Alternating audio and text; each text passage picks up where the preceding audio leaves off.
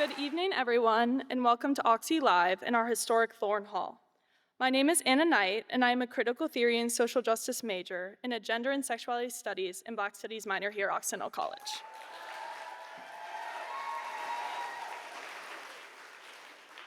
I am honored to welcome you all tonight to our first event of the season. Oxy Live is presented by Oxy Arts and Occidental College, with generous support from Oxy alumni class of 1974 and Oxy alumni and trustee Lisa Cosino. This evening's program is supported by the Antoinette and Vincent M. Dungan Lectureship Fund. Tonight, I'm thrilled to be introducing our very special guest, Roxane Gay. Woo!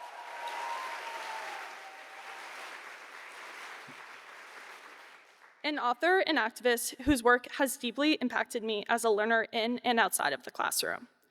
I first read Roxane's New York Times best-selling book, Bad Feminist, in a gender studies class my first year of college. I was confused as I didn't realize college literature would lead me to laugh out loud while simultaneously making me contemplate the ethics of feminism through an intersectional lens. While Roxane writes with humorous intent some of the time, she does not stray away from difficult topics and converses with the reader to engage beyond our comfort level of understanding. Her language is accessible and nuanced and focuses on calling in her audience, especially in her famously coined term, bad feminist. She grounds, directs, and offers her own experience in culturally significant examples of what it really means to engage with feminist critique. Roxane Gay's writing appears in Best American Mystery Stories 2014, Best American Short Stories 2012, Best Sex Writing 2012, A Public Space, McSweeney's, Tin House, Oxford American, American Short Fiction, Virginia Quarterly Review, and many others. She's a contributing opinion writer for the New York Times. She's the author of the books Aiti and Untamed State, the New York Times bestselling Bad Feminist, the nationally bestselling Difficult Woman, and the New York Times bestselling Hunger. She is also the author of Wakanda for Marvel, has several books forthcoming, and is also at work on television and film projects. She also has a newsletter, The Audacity, and once had a podcast, The Roxane Gay Agenda. This evening's conversation is hosted by Alexandra Grant. We are so pleased to welcome Alexandra to Oxy Live as our host this year. Alexandra Grant, woo!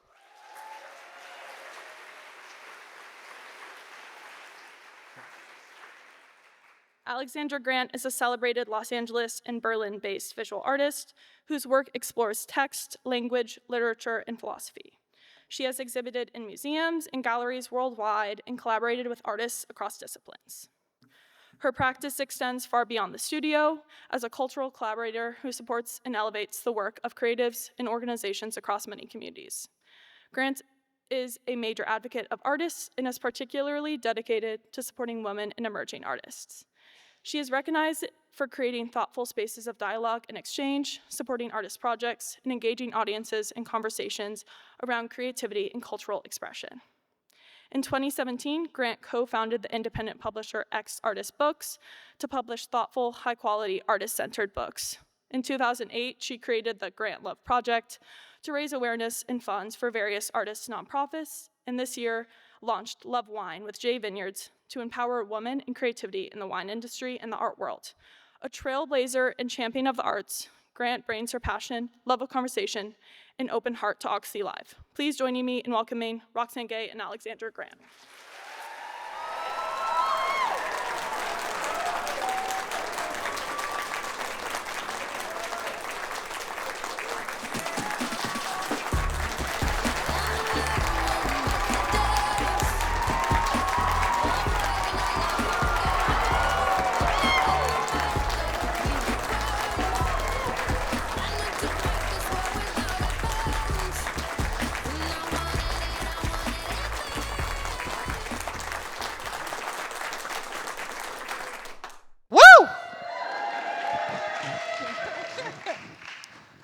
That sounded like our sound check earlier. It did. We did a really, really useful sound check earlier where we made sort of single tone noises instead of offering complete words and sentences. But I think it worked. The microphones seemed to be on. Good evening. dearest Roxanne. Good evening, dearest Alexandra. I just realized we're wearing matching jeans with torn yeah. bottoms. Look at that. Look at us. We didn't even get dressed together this morning. Silver foxes. I'm going to start off by telling people why we are so comfortable around each other. Yes. So, It started 35 years ago. so Roxanne and I went to high school together. Yeah, I wasn't kidding about the 35 years. And she's good at math. And it's such an incredible journey to be an uncomfortable teen alongside someone and then grow up into an admiring adult of their prowess, excellence, and incessant curiosity and investigation of the world. You are awesome. Oh. Thank you. So our first public conversation was one that I wasn't sure I was going to accept. I was invited to the University of North Dakota's writer thing. And Grand Forks. we were very invited exciting. by a woman whose name was Crystal, and I was like, this cannot be a real thing. And then I was like, and so-and-so, and I didn't know, and then it was like, and Roxane Gay. And I was like, okay. So I trekked off to North Dakota. We stayed in a hotel that had... Generous. So we stayed in... It had a bar. It did. And they did have Martinis. martinis. So So we survived. But it did have an indoor water park. it did. It did. Like, think Great Wolf Lodge, but not so great. And I remember a few things, like going to Target for fun, like when there was nothing else to do. So There let's really go to Target. wasn't. There wasn't like a little cute strip mall. It was like Target, and I just thought we could look at nice. This was before Target became We weren't water park boycottable. people. We really aren't water park. I don't like wet, shared indoor areas. Yeah. No, that So, sounded but Target was a great idea then. dry, still indoor. Warm. Beautifully lit aisles. $300 later. It was a good time. It really was. So at said conference, we were on various panels, and it was like they really kept rotating the guests into different conglomerations. And one thing I saw, this was, you had just published Untamed State, and Yes. it was such an extraordinary book of fiction, but you had also been writing for a long time. The work that I feel that at the time I was like, wow, you're writing about pop culture, and you're writing about racism, and you're writing about whatever you want to write about. You're writing about the experience of your body. You're writing these essays, and what you taught me, I think I was a bit of a person who believed in literature. We still all are. start there. We still we are. all start there. And I was like, but the Untamed, and I just remember saying to you, the Untamed State, you're just such an extraordinary writer of fiction. Why have you entered into the essay? And then I saw, this room of 1,000 people who had come to hear you talk about your own trauma, and people in the room were resonating. And it completely changed my perspective about the importance of essay writing. And so that, I think, was in 2013. Can you talk a little bit about the form of the essay and how I've seen you change lives with your essays, but has the essay changed yours? Oh, that's a good question. I think of myself primarily as a fiction writer, and literally no one else does. I do. But I do. That's okay. It's my burden. I love writing fiction. It's my first love. It's what I've always done. But in 2009 or 2010, maybe 2011, the older you get, it's just like at some point, I was reading the New York Times, and there was an article about a young girl, 11 years old, who had been gang raped in Cleveland, Texas. And the article was like, oh, the poor town is reeling. And I was like, really? Oh, that poor town. And they were like, it was like 28, 30 guys. Horrible, like truly one of the most horrific crimes I've ever read about. And the article was like, the poor town, they're not going to be able to field the basketball team to finish out the season. And why was this girl allowed to be out and about? And this thing is, this happened over multiple days. It was videotaped. Everyone sort of like in the criminal part of the town, which seems to be the whole town, knew about it. And this was the angle that the Times thought was appropriate to report. So in about 2.5 hours, I wrote an essay called The Careless Language of Sexual Violence, which ended up in Bad Feminist. And I was furious. And I had written a few essays before then, but that was the first time where I wrote something, because it started with being outraged at the article, but then I asked myself, how did we get here to a place where this could be the angle for a reporter, where they would worry about the town? Like, who cares about the town? How is the child doing? The child who is frankly no longer a child. And the New York Times actually went and re-reported the article, which showed me that my work could have an impact. And when you're a writer, you sort of toil in obscurity, and you oftentimes don't know who you're writing for or if your words are going to be received.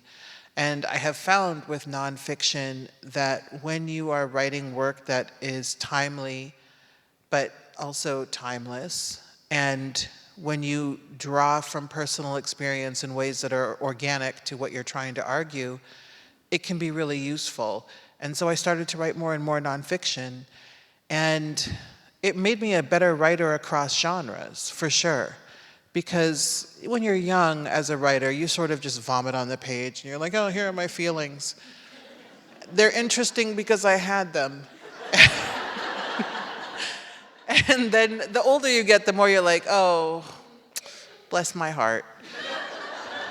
And so it has certainly helped me to understand that you don't actually have to cannibalize yourself. If you want to tell your own story, you can be judicious about which details you share, and you don't have to actually share anything about yourself at all. And people of color, women of color, queer people, anyone who's marginalized really, we're often told that the only thing we can be experts on is ourselves, and that we cannot be expert in anything else.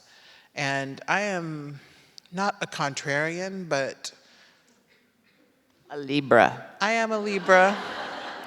I'm a Libra who likes to talk her shit.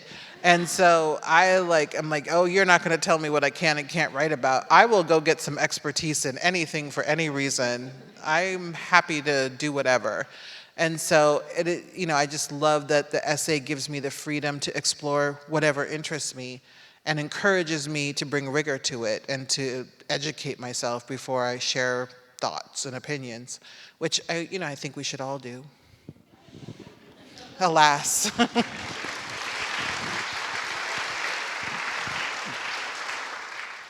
We all have the right to do it.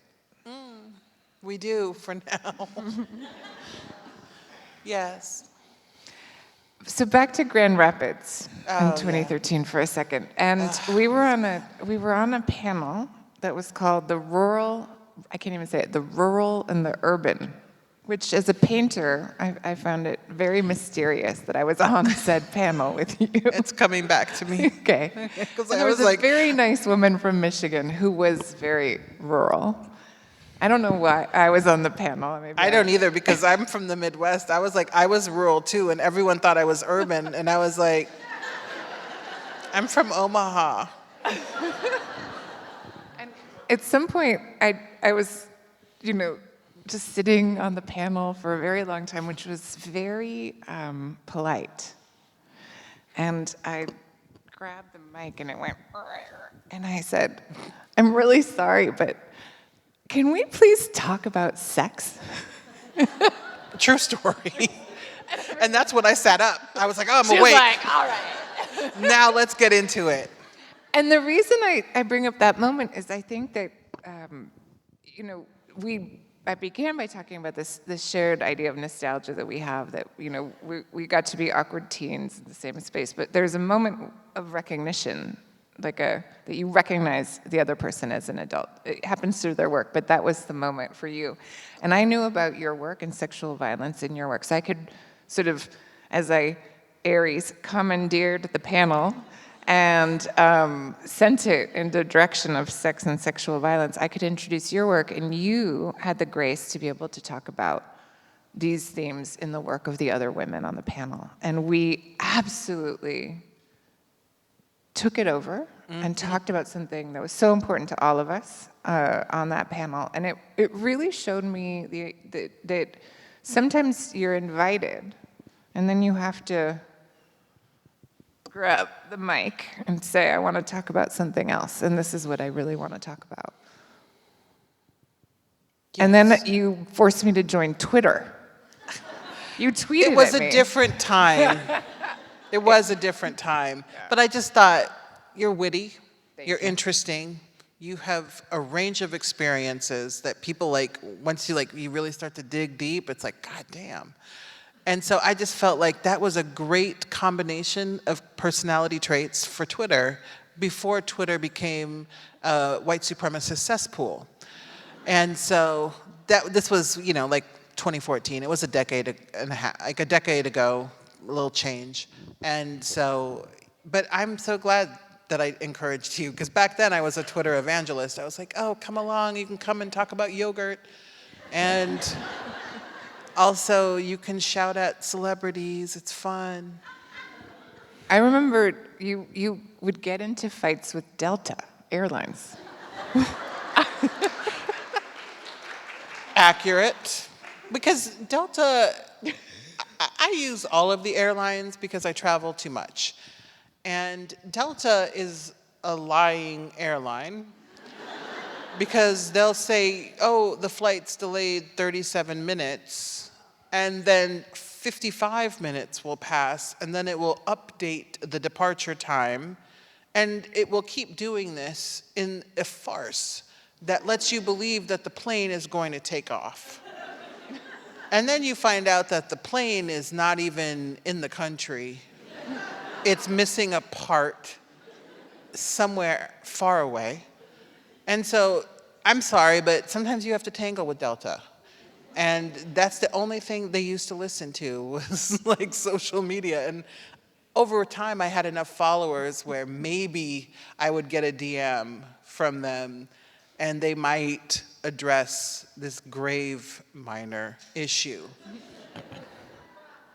Do you see that there is a beneficial aspect to social media anymore? No. No, none. Can you? No, I don't. Truly, just go read a book. It's better. It's social media, but within an ecosystem of its own. And I loved social media back when it was normal and good. And unfortunately, tech companies, which are inherently evil organizations, they built these beautiful gardens, but then decided not to tend to them. And they were like, come on in, fungi. Come on in, very bad killer plants, etc. Come on in, white supremacists, racists, homophobes, transphobes. Please fucking fertilize all of the flowers here and make them poisonous. And so what we have now is people equating free speech with saying the worst ideas that they could ever have, the things that they feel in the deepest pit of their dark little hearts. And they feel so empowered because they have no power in their real lives. And so this is where they express it. This is where they get out that sense of hopelessness and helplessness. They take it out on more vulnerable people. And it is just a toxic, toxic brew. And there's a lot of people sort of talking at each other. And no one is really listening. And that's not a startling insight. This is a known issue with social media. But what has made things even worse is that people who feel that they are social justice oriented have become so calcified because we are fighting so many deeply urgent fights right now that we have lost the ability to be flexible and to tolerate like-minded people who aren't exactly on the same page. And that is killing us. It is just killing us. And I don't know how we fix that on social media. And then on the other side of it, on the Instagram of it all, or TikTok, you have people who are striving for virality, but by any means necessary. There's no code of ethics. The point is to go viral. Yes, I'll exploit my children who have no say in the fact that they're being used for content. Yes, I'm going to show my dad's Tinder account, which, yes, you should. That's one of my favorite genres of TikTok. The number of men who still have their little Grindr or Tinder accounts when they're supposedly married, my God, change your name, Bill. Or Republican. What was that? I said, or Republican. Yes, a number of Republican men that crashed Grindr at Charlie Kirk's funeral. Look They at that are- map if you haven't looked at that map. Yes, it's Look true. at that like, map. They are all Republican National Convention and bending Grindr. over. They are folding like sheets and have the audacity to then tell us that we don't have a right to live our lives. I don't understand these pronouns. You did last night.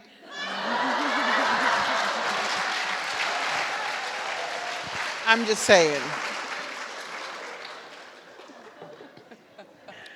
They're idiots. I'm sorry, but like we cannot work from a plane of treating these people like we have anything in common with them. Did you see the president? The president today? And his little toy soldier who can't grow a beard, so he's mad at beards now. Anyway, if only social media could allow us to just talk shit about people who need to be talked shit about, and then be nice to everyone else. But we have to start over. Sorry. So a business model based on hate. Yeah, it is, and it's always been a business model based on hate. It's the same thing that drives a lot of tabloid publications. You know, in some ways, especially the text-based social media platforms, are mini tabloids. So let me say the most salacious thing that I can say in 280 or 300 characters and see what happens. But what's really sick about Twitter is that Elon Musk has gamed the algorithm such that the more hateful the statement, the more attention it gets. And meanwhile, you can post something normal like, oh, it's a beautiful day outside, and you can have 5 million followers, and it will get 5 likes. And so they're unnecessarily putting their fingers on the scale to determine what we see. And the same thing happens in Instagram and TikTok and anything algorithm-based. We are sort of having our worldview shaped for us by people who believe that AI is useful. So like, Don't get me started on AI. oh, listen, I'm teaching right now. Guys, we can do better. We can do better. Your mind is an amazing tool. Trust your mind. The AI is bad. It is making you look not smart. And I would rather read your own mediocre thoughts than AI's mediocre thoughts. Just saying. I had a girl turn in a whole book review written by AI, and I'm like, the AI didn't read the book. That's why I know this was AI. Oh, it's so bad. Okay, I'll save that. I mean, we can keep talking about it. I had to make a press release last week I know. that I am not married. I know, because all my friends emailed me to ask me if it was true. And I was like, guys, look at the wedding dress. Look at the face. She would so not much wear cuter in she wouldn't wear the person. dress. And also the fingers looked fucked up. I had 7 fingers, and what did you call the bridal dress? No shame, but like discount rack David's bridals. And I just know that you would wear something so chic and sleek and elegant, and I don't think there would be any lace on it. Just And I wouldn't be at the piano with my 7 fingers. So it was just bad. And I knew it was bad when my friends started texting me, and Debbie was like, do you think you should reach out to her? And I was like, listen, Let me just say. she's got this in hand. But I'm also seeing her at the end of the week, so I'll ask. Just in case. Are you married? Yeah, it's So, bad.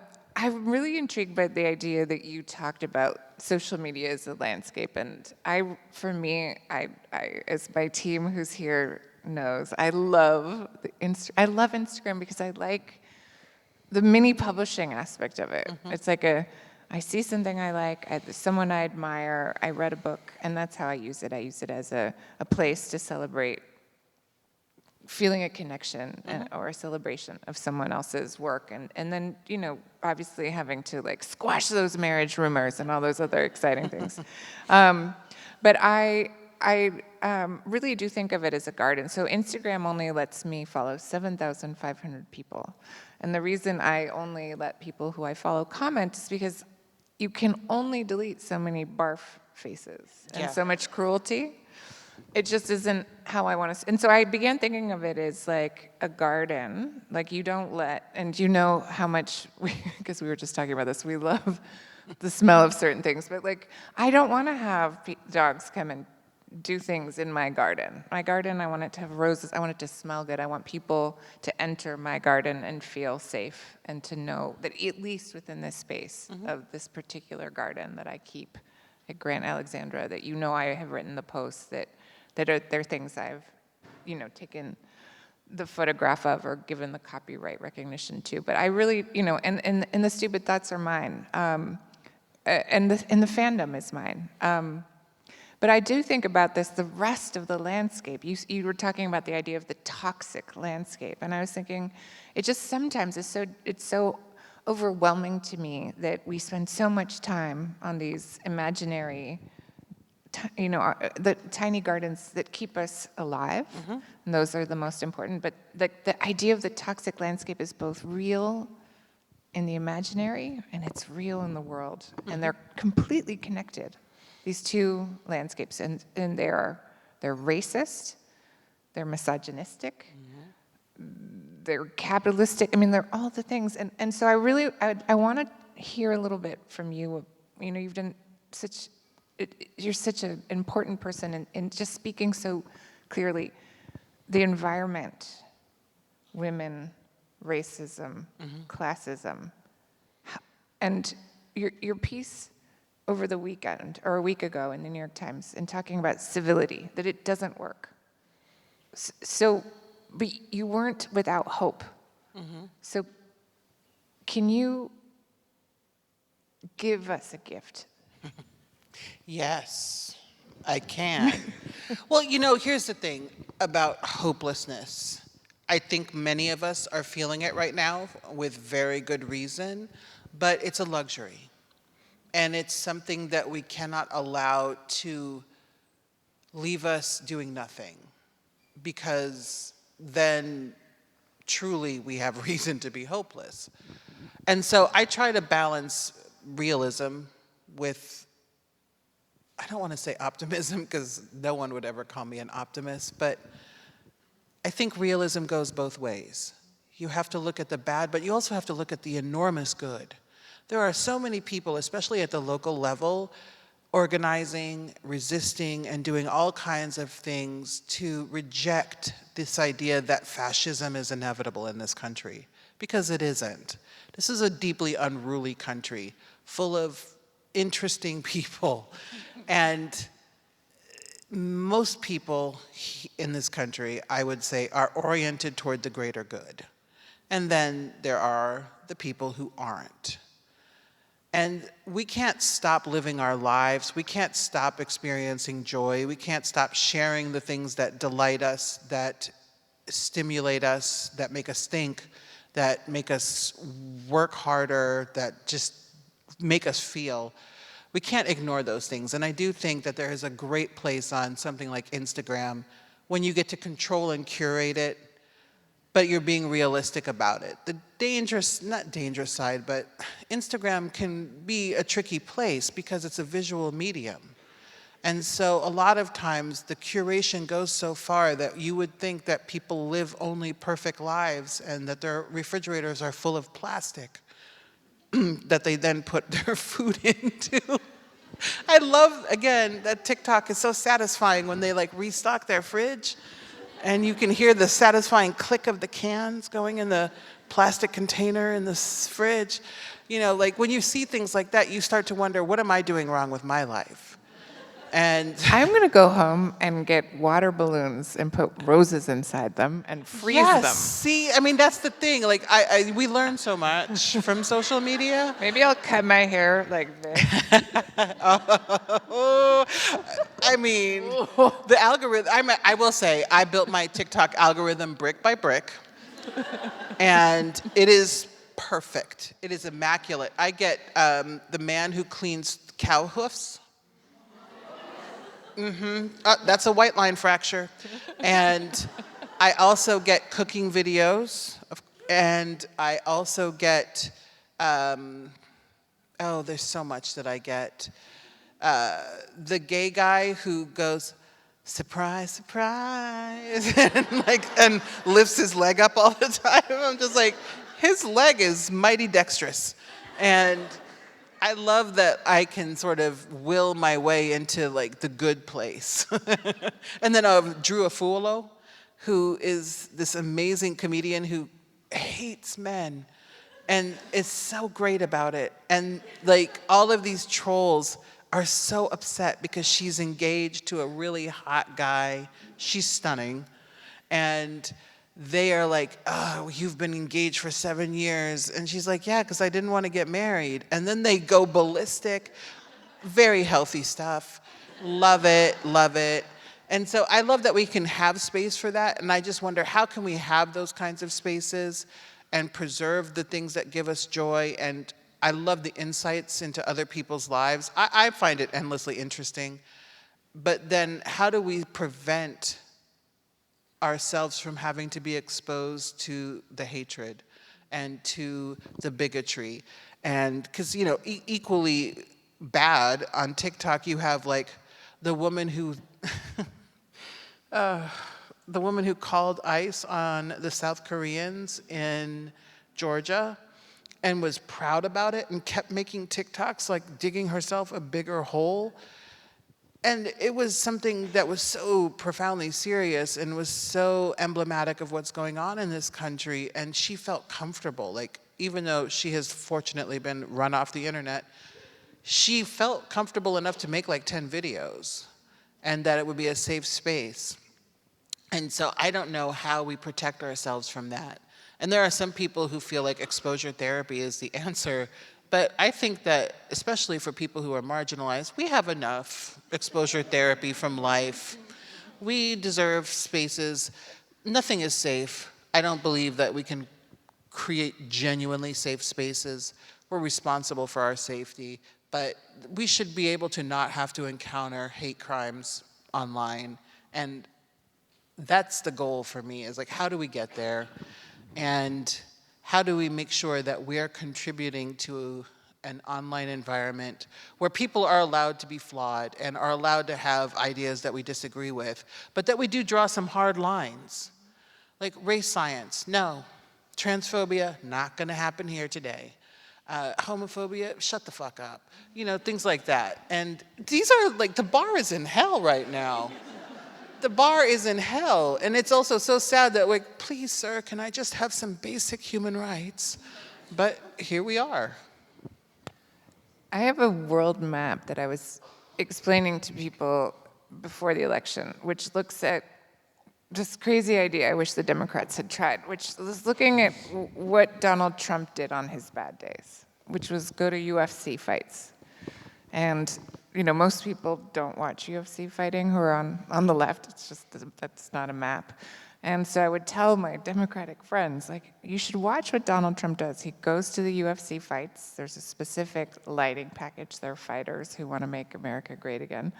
But we should look at the map. It goes from Putin through all the oil and strongman states, Chechnya, into Ukraine, Georgia, all the oil states and oil countries in Europe, in Africa, the United States, Mexico, Brazil.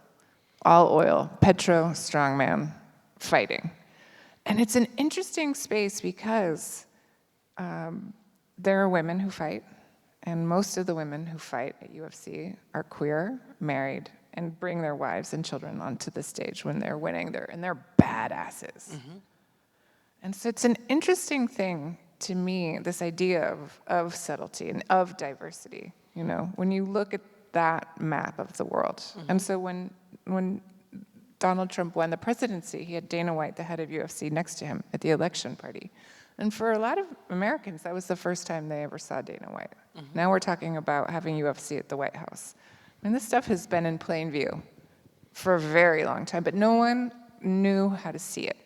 No one who wasn't watching UFC and knowing that culture could recognize it. And I think, for me, that's the scariest part of social media, is the mirroring back your taste to you and making you blind and not even know that it exists when it's right there. So, and it totally creates, I love the author China Miéville's book, The City and the City. It's a wonderful book about a city.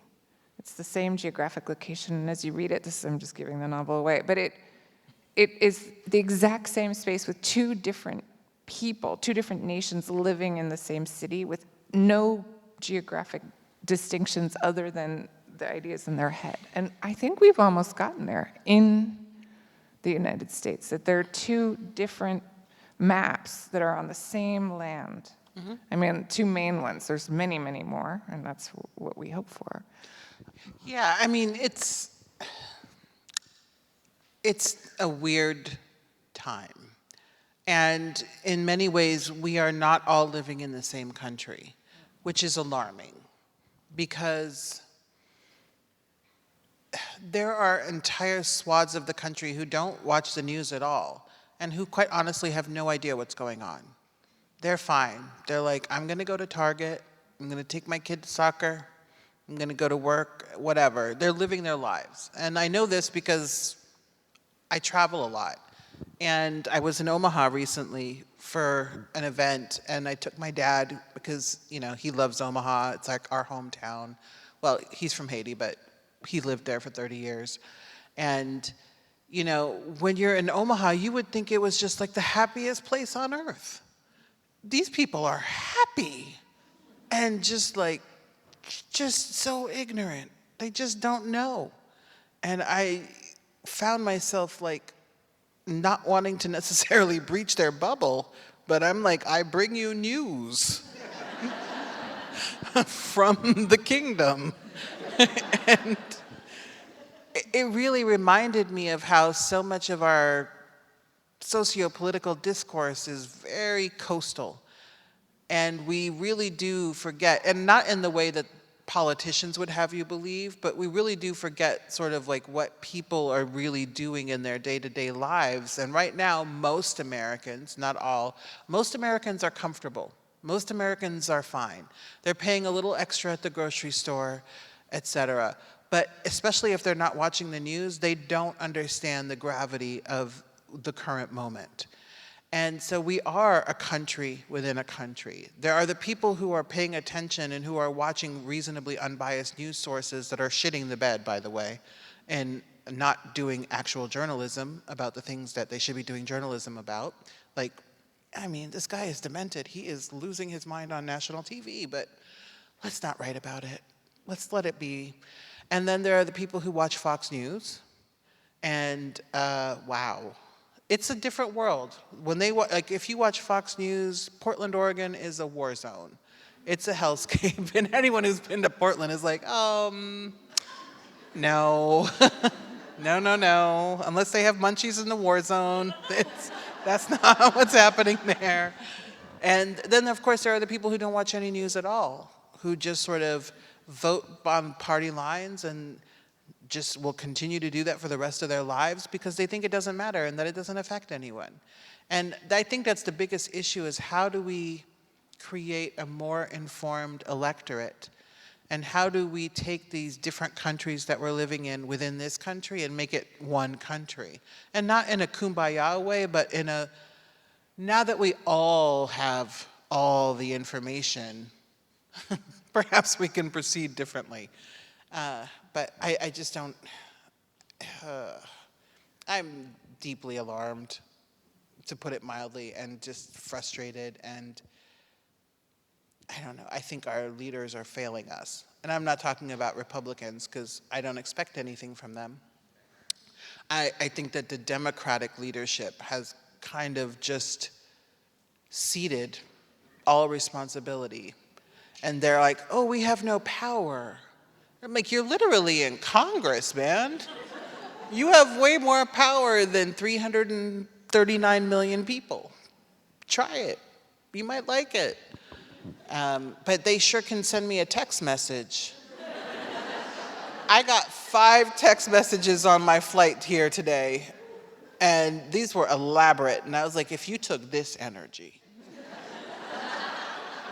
and took it to the House floor and talked your shit and gummed up the works like Mitch McConnell did for years and years, maybe we would get somewhere. So you're going to run for office? Never. It's funny that you say that. Because, oh man, I don't want to be a politician. But I'm getting to the point where I'm like, I might have to do this myself.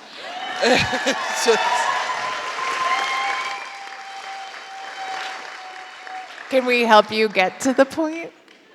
Well, I mean, sure, you can push me there. The thing is, I don't have the gene for, politicking. Really? I don't. I just don't. And I watch even, the edgier politicians who are, understanding that it's a game and I'm going to play 3D chess or whatever. And I would just be like, you are dumb. Don't speak to me. I'm sorry if you think that's uncivil, but I cannot tell a lie. I just don't have the personality for it. I also don't like donors, and I'm not independently wealthy. You should have seen the photo shoot earlier. The poor photographer had to say, smile. And I was like, I am smiling. That was my smile. And they I get it from my wife all the time, too. She's like, smile. And I was like, like a demented joker. So running for office is a possibility. Yes, right? Consider it. Until maybe yesterday, I would have said absolutely not. But after the debacle today, where Pete Hegseth brings in all of the generals from around the world, that group chat is heated tonight. I would love to be on their Signal chat. Just be like, come on. The journalist is on there. There's got to be a God, there journalist has to on be there. one. Something about today pushed me over the edge because Trump wasn't basically just was me. like, I'm going to declare war on American cities. And all of those cities have one thing in common, and that is that they black are, people? It's black people and brown people. Yeah. And so really what he's trying to do is rid us. And we have seen this happen before. It was called World War II. It was, of course, called the birth of this nation. And so there's ample precedent to understand what's happening. And I just keep looking and I just keep thinking, cannot possibly be the only one, and I know I'm not, that sees how urgent it is that our elected leaders start doing some leadership. Even when you are not in power, like technically, you're in power. You are elected, you are one of a rare breed. And the idea that you can't do anything, like protest even, say something, endorse Mamdani in New York. What are you thinking? So I don't know. I'll consider it at this point. Oh, 'Cause that's a big yes from a Libra. I'm just saying, we're more on the yes side of the scale. You know, the news that alarmed me last week was the purchase of Electronic Arts. oh yeah, it's bad. So it was purchased by several different entities, one of them being Saudi Arabia's big fund, and then the other a fund led by Jared Kushner. And so Saudi Arabia's been busy this week. But when we think about Electronic Arts and industry, gaming, which, you know, is so interesting. You know, I don't really have, I grew up with an Atari. But it's an industry that's very good at storytelling, incredible world building. It has harnessed narrative, but to what end?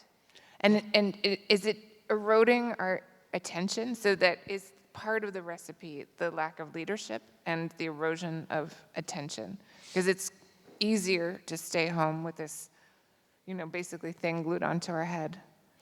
You know, is that part of the, you know, I was very interested, you know, for me, massively influential body of work was Century of the Self, that explained, you know, how Freud's nephew became involved in creating this thing called public relations, published Freud into English. And, you know, public relations was basically propaganda in peacetime, and the fear of the elites how to control the masses. And gaming is a great way to control the masses. Plus, then you have sort of these full circle moments when it comes to, you know, gun violence and other kinds of storytelling already propagated through everyone's, you know, it's the most, to me, it's the most interesting and insidious form of social control. And when we look at it being owned, you know, it's like the ownership of TikTok, the ownership of Electronic Arts. When we look at people's attention, that is so worrisome to me. Well, we are facing an unprecedented consolidation of media, including gaming, under conservative, and that's the polite word, owners. And it's a problem because TikTok, whatever's going on there with that weird backroom deal, Larry Ellison buying Paramount and now trying to buy Warner Brothers, it's bad. And so right now, the media is already over-consolidated. And it's only going to get worse, and that means only one type of ideology is going to dictate what Americans, and quite honestly, people around the world see, how they entertain themselves, etc. And we should be pushing back. You know, the thing about gaming is it is not my area of expertise, and there are many amazing scholars who work in gaming. But I do know that it is often scapegoated for certain ills. Now, there are problems with some of the video games, for sure. There is a clear problem with violence in video games, but it's not new. And you can put all of the violence you want in video games, but people who watch video games and then commit mass murders, for example, can only commit the mass murders because they have easy access to assault weapons. And so I'm always interested in how do we address the consolidation of media in this really insidious way, but how do we also focus on the much bigger issue and the much more urgent issue, which is these guns? Because video games in and of themselves, the same way that books in and of themselves, film, etc., aren't going to lead someone to commit hideous crimes. It's a combination of things. And we're seeing now, and this is not new, but we have more and more information much more quickly about people who commit crimes that kind of defy credulity but are happening nonetheless. And we can see that it is a pressure cooker of male loneliness, access to weapons, video games, and online forums. And so we have to change some of the things in that equation. And in terms of attention span, as a writer, I have to believe that if we put better ideas into the world, people will spend the time and attention that it requires to consume them. We're just dealing with a lot of mediocrity. And that's very easy to scroll through and scroll past. And I really am interested in having conversations about why do we tolerate so much mediocrity and then just write off people as, oh, not having attention spans, instead of saying perhaps we're not giving them anything worth spending their attention on. And so those are my thoughts on that. I struggle with creating the time to make great things in this hectic life. Oh, yeah. And so I wonder, part of making luminous art is creating time, space, and feeling excitement about it.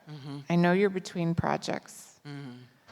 Are there any things coming up that you're really excited about? No. Yes, there are. I'm working on several books right now. Well, we just finished filming Hunger, the movie. And that's going to be out in April 26. And so I'm excited about that because I've been making film and TV for a while, but this is the first thing that people will actually see. Well, the second thing. And so I'm really excited. And I'm also writing a stage play version of Hunger for the Goodman Theater in Chicago. And so to be able to see that book have a second and third life is very unexpected and very gratifying. And then I am writing a book of writing advice and an essay collection about TV, and that one is pretty good. And I'm writing a YA novel, and I am writing a romance novel. And I'm writing that one with a young actor named Channing Tatum. It Dreams sounds do like come I'm true. making it up, but it's true. That Twitter really worked. It really did. It really did. Honestly, put a thirst trap out there, you never know what's gonna jump in it. But, it's great. So I don't have anything new out this month, but I have a lot in the fire, and it's been challenging to actually get anything done on the projects. Not because I'm not super excited, but it's so hard to make art when you look at the state of the world, at least for me, where I feel like, who cares? None of this matters. And I should be out in the streets, or I should be protecting my neighbors from fucking insane ICE agents who are just all what a little sort of masculinity salvation program that little ICE thing has become. Truly, it's a jobs program for men. And okay, but maybe we could find something for them to do that wasn't playing G.I. Joe and incarcerating people in concentration camps. I just think we could do better. And so it's hard to write because my mind automatically goes to that and goes to these deeply urgent things, and from a place of such privilege to recognize girl, shut the fuck up. Who wants to hear what you have to say when all of this is going on? At the same time, Says the Libra. yes, I am always balanced. I do think it's important that we remember the importance of joy, that joy can be radical, and that we deserve to be entertained. We deserve distraction. We deserve to tell stories however we want to tell them. We deserve to make art however we want to make art, and that art has always existed. No matter what has gone on socially, there has been art. And so I also try to remind myself of that, and to also remember I'm just a dot in a very vast universe. So let's not over self-aggrandize by thinking, oh, let me not write. Nobody cares. Just write, and keep your perspective, a little dot. I like the little dot. It's so freeing. to it's just be really like, I'm a freeing. speck. We are at Occidental College. We are. We are very lucky to be at Occidental College tonight, and there are a lot of college students in this room with us. And when you think back to who you were in college, and where did you go to college? Where did I go to college? Where did you go I to went to a little northeastern concern in New Haven called Yale. Yale. It was fine. It wasn't Occidental. Good answer. So, liberal arts. I went to Swarthmore, not Occidental. It wasn't I Occidental. like Swarthmore. It was so nerdy. Was It's it? still so nerdy. But what would you, if now that the dot works for being 51. I'll be 51 on the 15th. Happy early birthday. Almost 51. But what would you tell the 18-year-old or the 19-year-old version of you? That's a good question. How did you put down the first dot? You know, the thing I would tell you is what I try to tell myself now even, but do it, whatever. There is not one single mistake you can make, well, within reason, at 18, 19, or quite frankly, 28, 29, that cannot be undone. You want to go take a year off and gallivant about the earth, please find yourself, do it. You want to take that job that doesn't pay very well, I hope your parents aren't listening. Do it.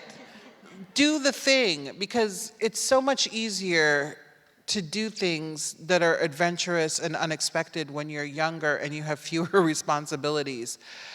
I love my age. I would never go back, ever. It was horrible. It was the worst. Every year since I turned 40, my life has gotten better and better and better. And I can't, highly recommend aging. Then you hit a certain age and you're like, stop. But I have a wife who is amazing, and I have a dog who's at home wondering where the hell I am because he flew here with me today. And I know, he's so cute. And I have my dad, who's also great, and my brother and my nieces and my nephew. Like, I have responsibilities now. And so I don't have the same risk tolerance now that I did 30 years ago. And I wish I had understood how much risk I could tolerate at your age. And you can tolerate a lot of risk. And I'm not talking about financial risk per se, because we each come from different economic backgrounds, but creative risks and adventure risks. You don't worry about your major. Nobody's ever going to ask you what you majored in after you graduate. So major in pottery or whatever it is you want to major in. You want to get that women's studies degree? Go ahead. It's fine, because you're going to learn how to think critically, and you're going to learn about difference, and you are going to learn about interesting people. So do it. I just, tolerate more risk and get comfortable with discomfort, because I wish I had been more open-minded then and more free. But I was very type A. I was very tightly wound. So I think the idea of risk tolerance is a really important one. One of my oldest friends and I, we had a fight for 10 years. Oh. And yeah, it was a bad one. And she did everything that our parents who'd known each other and lived in the apartment, married the guy, did the thing, da da da da da. And I was allergic to following the rules, and still am to some extent. And And then I realized when we came back together as friends that we just had such different risk tolerance. And that mine was extraordinarily high, and the healthiest thing for me was to not be mad at someone who was more scared. And the world needs you to recognize where you are on the risk tolerance meter. We need doctors, and we need people, jurists, senators, lawyers. Like, we need people who are willing to do the work. And then we need people who are willing to take outrageous risks, creatively, narrative, politically. And so it's really figuring out, listening to yourself, what makes me feel good, and what is sort of the unstoppable part of me? What story must I tell that I would risk my life and or a friendship for? You know, what are those values? And I think that ends up being just so important to understand that risk part of yourself. Have you found that you better understand that part of yourself now at this stage of your life? I do. I think, you know, it's interesting. One thing I was going to say that we have in common is that we both took these enormous creative risks, right, to expose ourselves through our work, through our relationships. And we both became book publishers, which is like the most, you know, you were the most attentive to detail and like willing to dive into the minutia. So it's like the desire to, when you're a risk taker, to have control over grammar and periods. It's like this really interesting. It is a balance. Like, I'm it's like, really wild. the punctuation goes inside the quotation marks. I just had to lecture my students about this, and I don't know, some of you don't know this, but I actually was teaching here at Oxy, and I got a 3-year teaching position at Rutgers, which I'm finishing up now because they asked me to stay for a 4th year. It's fun, but I was teaching my students how to punctuate dialogue every semester. And then they're like, we learned it differently in another class. That teacher was wrong. But so I know deeply about that minutia. And I'm actually not a grammar person per se. Write however you want to write, it's fine.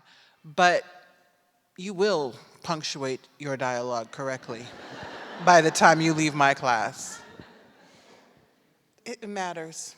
It just does.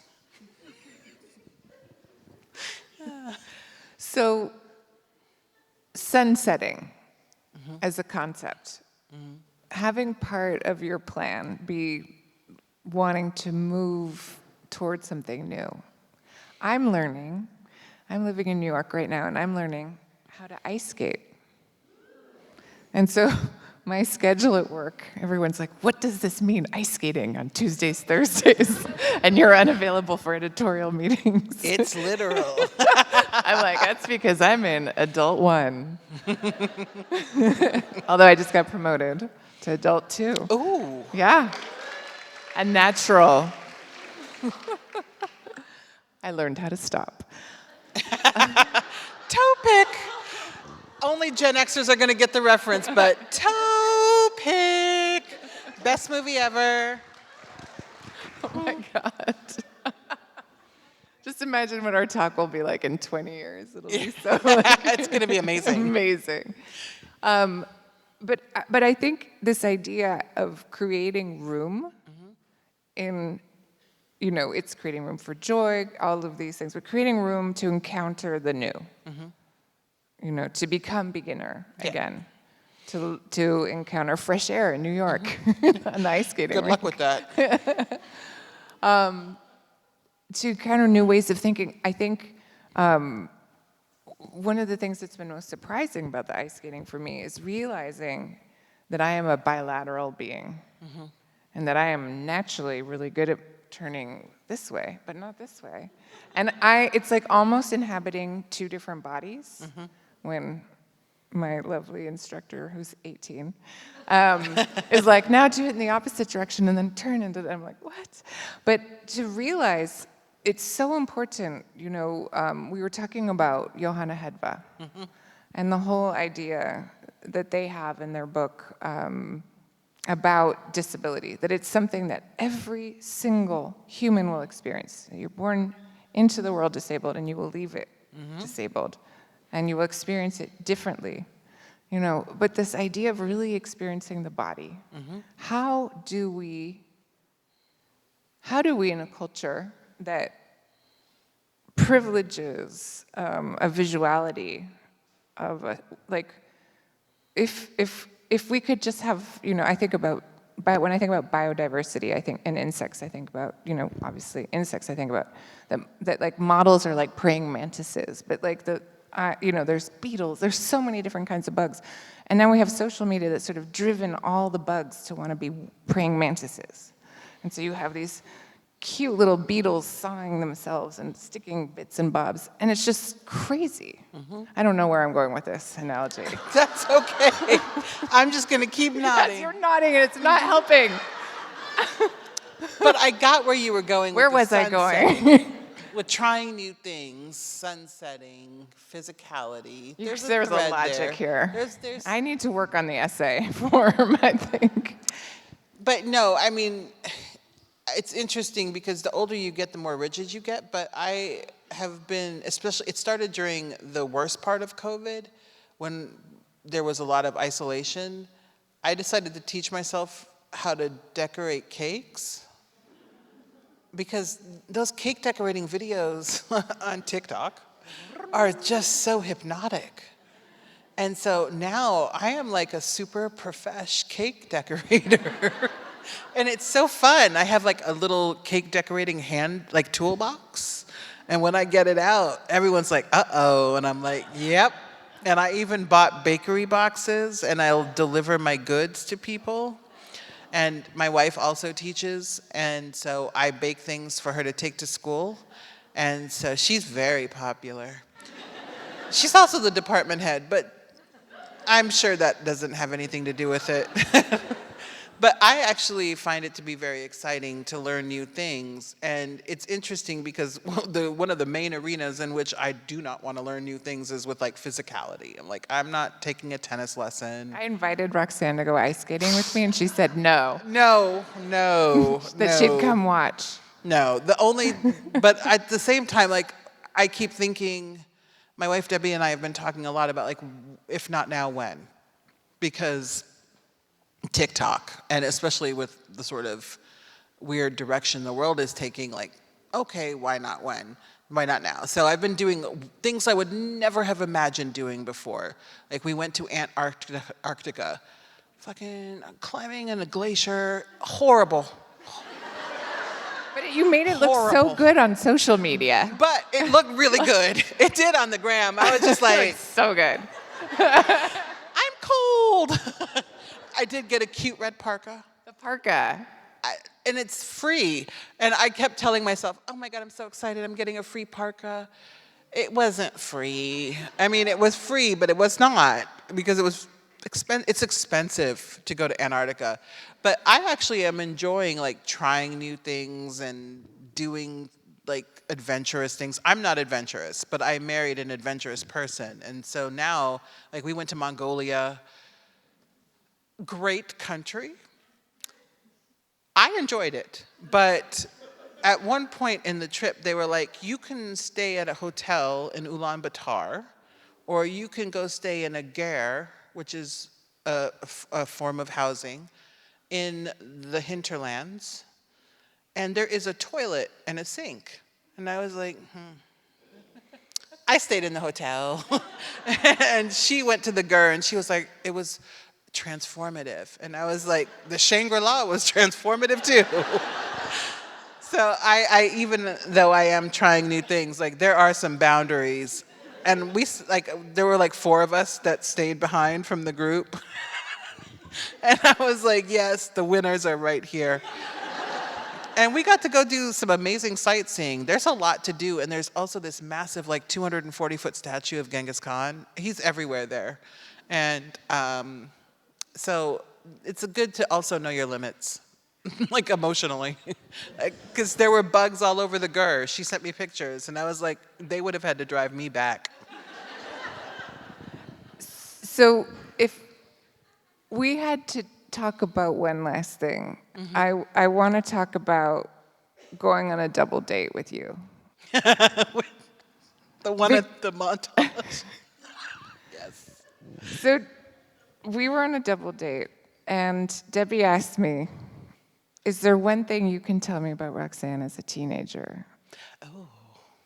And I said, she had braces. And Debbie said, what?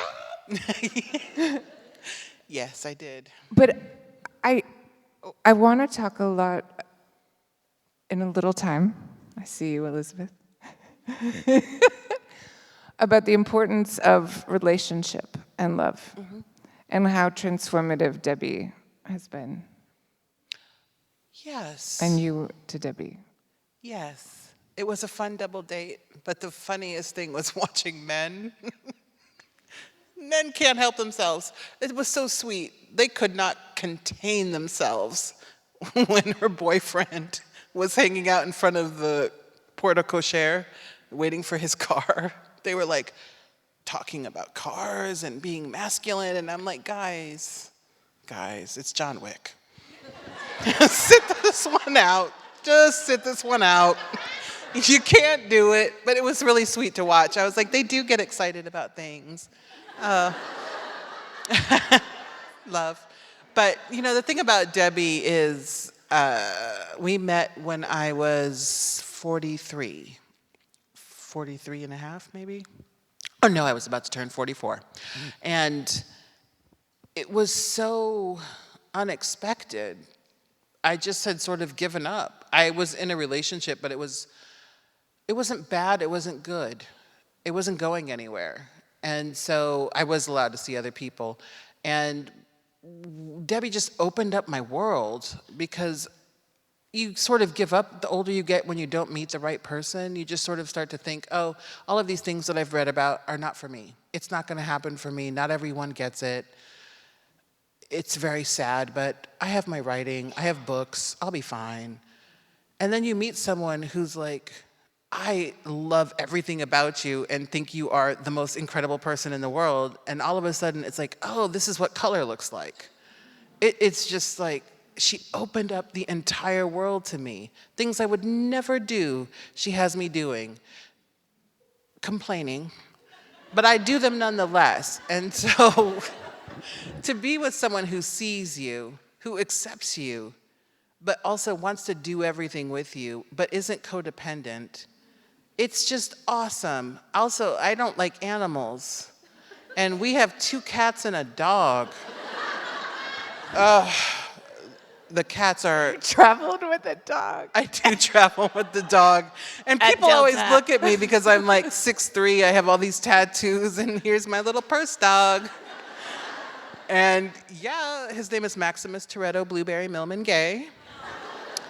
And I never, on our first date, I was like, well, I'll take Benadryl if you have cats, I guess, because I never thought I'd see her again. And I was like, but we'll never get a dog. So that's what love is like. I mean, what about you? Because, love can be so, it can be so different, so changing. And I never thought I would say, love changed me, but, to be seen and loved for who I am is just, it's like a revelation. So if you don't feel that with your partner, dump them. You do not need to be with that rest area. Keep going. I mean, the advice I was going to give is just the importance of the long bloom, the late bloomer, and just realizing that different chapters come at different times, and how wonderful it is that if you had told 18-year-old Swarthmore attending college me that my boyfriend would be Keanu Reeves, I would have fainted. I could see that one making one faint. Like, who? What? But I just think that the most important thing is you and I stand out. We're so tall. Yeah. We're both so tall. And we have tried, I've watched us both make ourselves smaller physically and intellectually in so many ways. And we're rebelling against that. And you obviously don't have to be tall to have a voice. It's really important that everyone knows that. But that it's really so great to become your own person, to learn to like yourself. And that's the first step to holding space for someone who can also like you. And that be careful what you wish for, Yes. because you just might get it. And then how did I get so lucky? But I don't deserve me, you know. And then everything that comes with wishes coming true. We are taught how to fail. We are taught to accept failure. We're taught to live with failure. And then the success strategy that we're taught is envy and jealousy. And that's so lame. And so for me, the experience of love has been experiencing envy at a global scale and jealousy at a global scale, and a sort of desire to destroy something in me from people that I've never met before at a scale that is nuclear. Yeah. Which is why I have bodyguards. And I'm not kidding. It's just a real life. I am seen as an impediment to fantasy.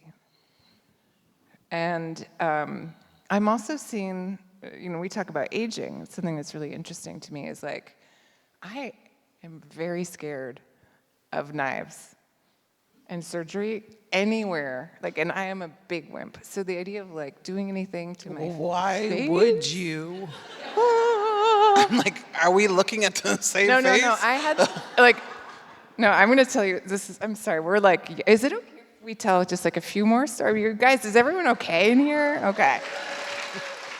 So I went to, because I had the world's smallest mole, but it was really, you know, getting in the way of the blinking, and just had to have it removed. And the world's smallest needle inserted the world's smallest amount of something with epinephrine, which I did not know I was allergic to.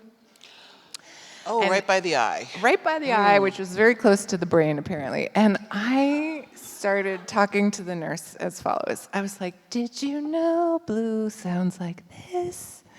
And yellow. And I started singing the colors to the nurse, at which point I had enough sense to say, I do not think we should remove the world's smallest mole, and went home and then sang to various other people in my household about colors, and passed out. So that is, you know, my approach to aging is no. And learning to look in the mirror every day of getting a day older and say, I accept. And then the scrutiny that comes with, you know, when you're eating at a restaurant and someone's taking a photo of you from the worst angle and then having that promoted as like something to maybe avoid. I just, for me, it's like, I want to celebrate the fact that I am 6'1", you're 6'3", that we're not, you know, we're all in different shapes and sizes, that we all come in different sausages, and why? And I want more models of thought that celebrate our differences, rather than having forces that make us all want to be praying mantises, in my modeling bug analogy from earlier. You know, I want us to celebrate the biodiversity of humans. And the only way I can start by doing that is to just hold my chin up, because Coach Zoe on Ice says that when my chin is down, I'll fall. It's so funny you should say that, because it's, I have my trainer, who I think is here tonight, Sarah, incredible. And she's always like, chin down while you're doing your lifts so that your back is in alignment. And I'm always just like, but my chin wants to be free. You want to ice skate with me? I kind of know, but I do want to watch it. I used to ice skate when I had Nebraska. young ankles, but it's not for me. It's not for me. You know, and it's interesting because it reminds, you know, makes me think of, like, scrutiny is horrible. It's horrible. As a writer, like, I was very excited that this was my spiritual path, because I don't want to be seen. Like, I don't want to be on TV I don't want to be photographed, and yet with alarming frequency. Truly alarming. It's there. And like, people, can I take your picture? Like, do I look like I want my picture taken? What about my demeanor says yes? It's horrible. I don't know how you do it. I would just punch people left and right. I would just be like, you know what? You better leave me and my carbone alone. I made that up, by the way. I just picked the first restaurant that came to mind. Don't go there looking. Especially because aging and gender, women are expected to age in certain ways, and then you're expected to somehow publicly stop aging, a la Kris Jenner. Congratulations to her. That surgeon, I don't really believe in that, but do what you want with your body, but 10 out of 10. Whatever she paid. That's the only one you're allowed to go see. But it's hard, I think, when you are picked apart and picked apart and picked apart, and then you are picked apart for things that are natural and normal and that are part of who you are, and then you're expected to cut those parts of yourself further and further away to conform to these standards that very few people can actually meet. And so it's always like, why are we all collectively torturing ourselves for the scrutiny of who and why? Anyway, it's much easier said than done to eschew these things, but it is challenging. Just back to North Dakota. As Yes, it was create so the coda. cold.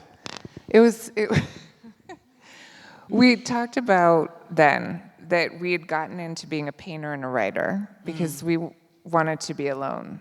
Yes. And our lives, because no one is prepping you for success, have become so filled with people. Yes. And I want to get back to that. I not because I know the answer, but to say, I want to celebrate every single one in this audience's success in some way.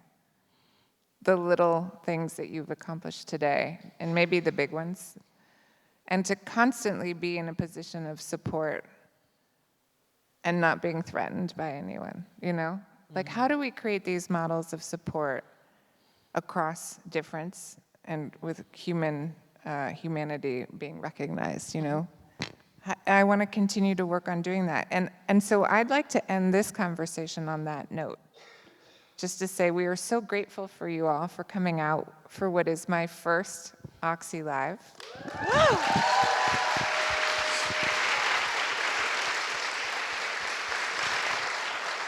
And what better way to start something new than with an old friend? So Roxanne, I am so grateful to you. Oh, Alexandra, thank you. Thank you. And thank you all. Thank you all for coming.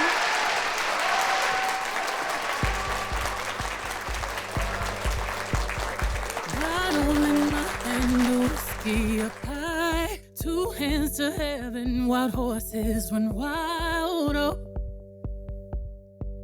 God only knows why though. Yeah.